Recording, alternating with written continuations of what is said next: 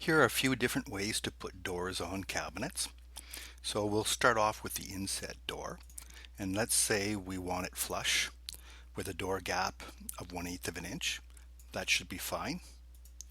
So we click on the inside corners, and now we have a door gap of 1/8 of an inch, and it's flush. There's your 1/8 of an inch, 1/8 of an inch. Go to the opposite corner, 1/8 of an inch, 1/8 of an inch. That's how I put in inset doors. Now let's switch over to an overlay. So an overlay is designed to have for the door to be flush to the bottom, have its gap at the top so you can stack cabinets, and half a gap on each side so that you can butt cabinets together and end up with a resulting gap that you're looking for. So here we can go with a protrusion or not. Right now I'm just going to ignore it, and I'm going to go towards the overlay door. So here we go click on the outside corners. Now you can see here at the bottom the door is flush. It's going to have 1/2 of an eighth of an inch of gap at the bottom,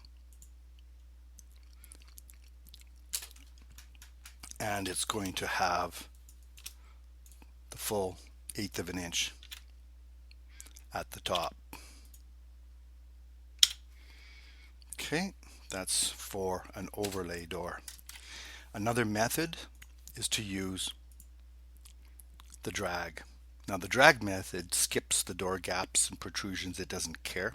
It puts the back edge of the door exactly where you click it. So now at this point it's going to be absolutely flush.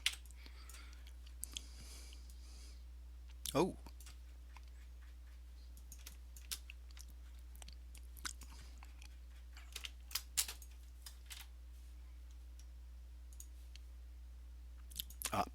overlay.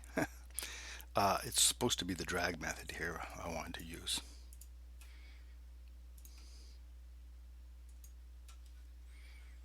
Okay, there we go.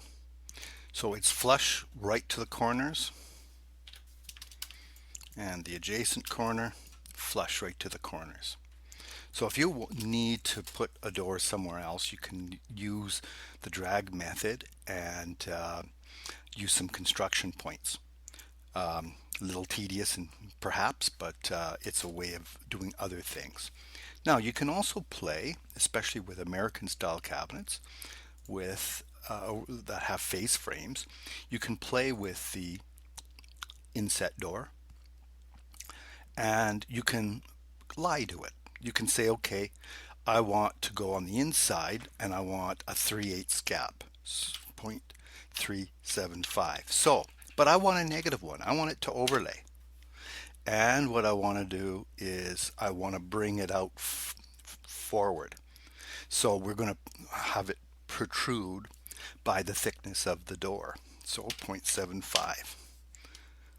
Okay, and so we're going to click on the insides, and now what you're going to end up with is a 3/8 of an inch gap.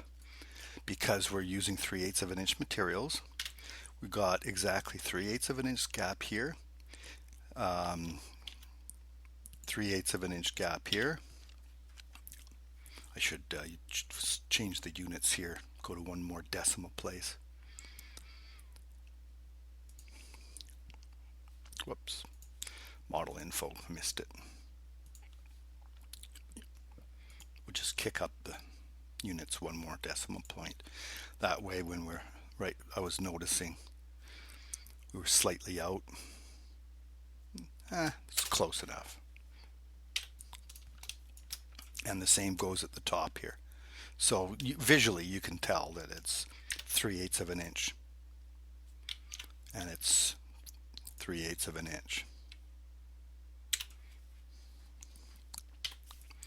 Okay, that's pretty much how the door gaps work. If you wanted to make it work the other way, you can too. You can uh, click to the outside corners and bring it in. Just change it from a negative to a positive value.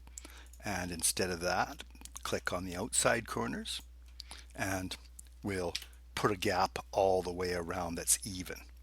So that's what the overlay will do if that's what you're interested in. Thank you very much.